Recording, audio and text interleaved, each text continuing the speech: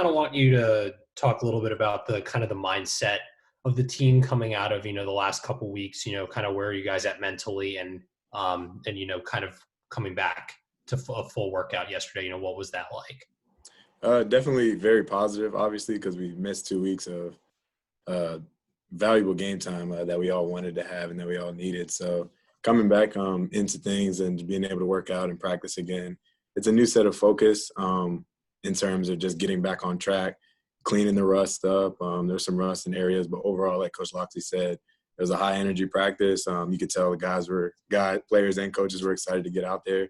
And then we had a really good day in preparation for Indiana. So off the field, like I was saying, it's a new focus because we know that we can get shut down. So it's just being smart and taking care of things necessary to allow us to play. We'll go to Lila. Hey, Brian, how are you? How you doing? I'm good. Good. So I guess just kind of going back to before the Ohio State game, how did you guys, find out that you were getting shut down, and kind of what was your reaction to that? Yeah, so we're in the middle of special teams meetings, and then kind of like emergency message came out that we had a team meeting, and we kind of figured what it was about, but we all didn't believe it until it actually happened. And then it was kind of like devastation coming off of a big Penn State win. We felt very comfortable with the fact that we could go out and make something happen against Ohio State. So having that opportunity stripped was very devastating, but all in all, we felt that the medical decision was in our best interest. So not really much that we could do in that situation. And Loxley has talked a lot, and I know guys have talked a lot about kind of the self-leadership on this team. Just how did you guys kind of rally together over the past 2 weeks? Yeah, just checking in on guys, making sure nobody's leaving, nobody's getting into anything that Coach Loxley wouldn't want or anything that could harm the team. And then when we get the ability to come together and work out, just pushing guys because we know that we've had 2 weeks off. We kind of lost some things in some areas in terms of like preparation and stuff. So we definitely have to have a new added focus and just a new sense of motivation to get back to where we were and get back to where we want to be. Thank you. We'll go to Alif. Hey, Brian. Hope you're doing well. The question I had for Loxley, I guess, is the same for you too. He mentioned that consistency was a very big factor moving ahead for the rest of the season. I'm curious to know, from your perspective, how have you seen the team respond in terms of trying to keep that consistency because you guys did lose 2 weeks of practice? Yeah, surprisingly, I wasn't really sure what to expect with practice yesterday, but it felt like we just picked up where we left off. It wasn't like a huge period where it's like, dang, like we got to work on a lot of things. It's just, like I said, a little rust in certain areas, but all in all, in terms of playbook, everybody, you could tell throughout the 2 weeks, everybody was staying in their playbooks, staying sharp mentally, and the physical aspect towards the beginning of practice, just kind of getting our lungs back and stuff like that. But as practice went on, the speed of practice increased and guys were making plays. And in terms of rebuilding that confidence, because you guys were shaken up by COVID, how has that been, especially for the younger guys on the team? I don't think we've lost confidence at all. It's something that we kind of signed up for, knowing that when we opt into the season, stuff like this could happen. So I'm kind of happy. I'm very happy to see that when things do get shaken up, the young guys don't flinch, and then the older guys, we shouldn't flinch, and we haven't flinched. So we'll go to Emily. Hi, Brian. I was just curious, when you guys had that, almost a 2-week pause, and when you're in the hotel for a few days, you guys are pretty used to being active and getting to practice every day. Is there anything you did or you did with teammates on an individual basis to try to stay somewhat physically active as much as you could? Yeah, I wasn't able to, run routes and all that type of stuff, but just keeping my body in shape. I was doing a lot of push-ups, a lot of just kind of core work on the floor, or anything that I could kind of do to try to keep myself in tip-top shape. Some of the guys were running back and forth through the hallways, doing what they could to keep their legs fresh and keep their lungs fresh. So guys were finding different creative ways to do things, and it was kind of one of the more exciting things to see, just the fact that guys kind of weren't getting down and just, like, giving up all the preparation that they put in to get to this point. So just, seeing guys do different things to keep their body in shape, that was pretty exciting.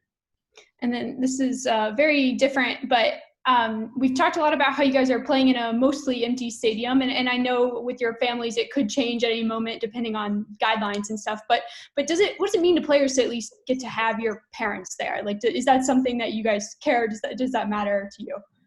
Yeah, to me personally, it does matter. Everything I do, I feel like I'm trying to make my parents proud. So being the fact that they're able to be at the games and be there supporting me and just see what I'm doing on the field, that's always in the back of my mind, and that makes me happy. Throughout high school, I've never been somebody who needs a huge crowd with a bunch of strangers and stuff like that. As long as I got the people that I've had from day one supporting me and they're in person, that's all that matters to me. Go to Andy. Hey, Brian, good to hear from you. You kind of mentioned the mental work that you and your teammates were putting in. What exactly was that? I mean, studying the playbook, or you guys having meetings, things like that, or what was going on when you weren't able to get on the field? Yeah, a lot of playbook study, and then with being in the hotel, since we couldn't be around each other in big groups, we had a lot of Zoom meetings. It kind of felt like in the summer when we got shut down, being at home and then getting on Zoom calls at certain times. And all that was just, if we weren't talking about the next game up, just cleaning some stuff up from practice when we're going against our team versus our team. So cleaning technical things up in terms of routes, different concepts and stuff like that, and understanding timing.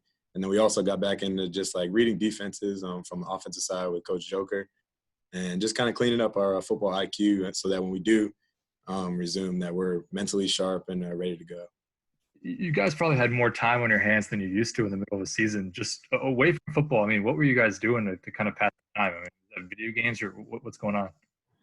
A lot of napping, getting a lot of time to focus on homework though. So I feel like although we couldn't play and it sucked not playing, I felt like kind of getting back into like being like a normal student. I was able to get a lot of classwork done that I was kind of stressed out about with practice and stuff like that. I'm sure a lot of the guys felt the same way.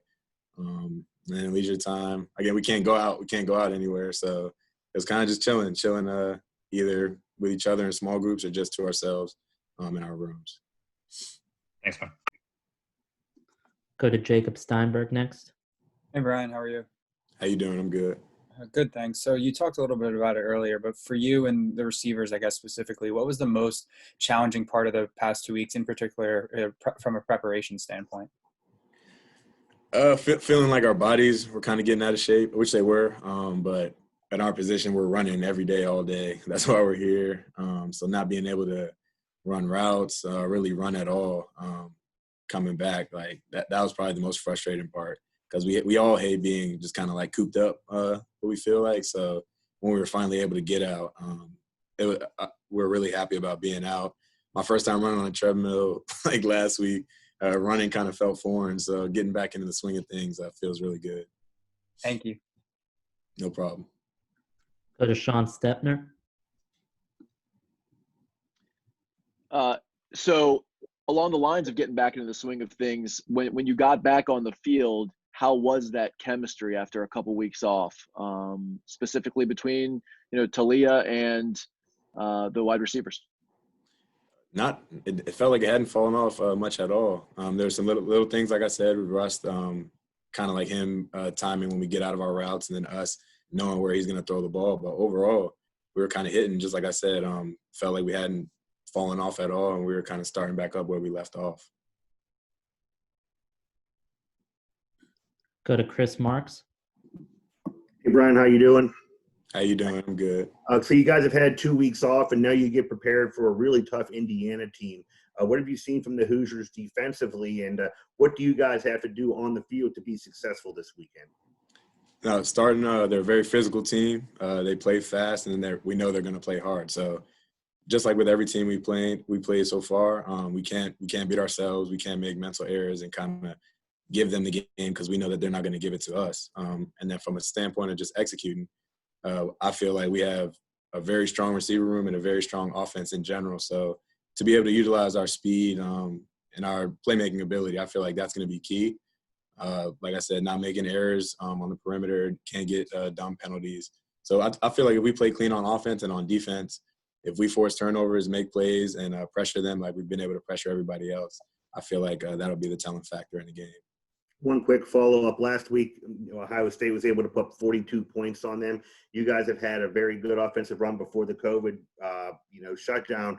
Is there something you could take from the last game to see what would work with the Buckeyes that you guys could incorporate into your offense?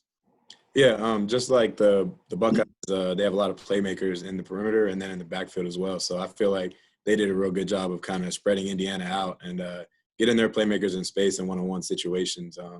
So I feel like our guys are better than anyone, and I feel real confident if we can be able to do that. Thanks, Brian. Appreciate it. No problem. Thanks, Brian.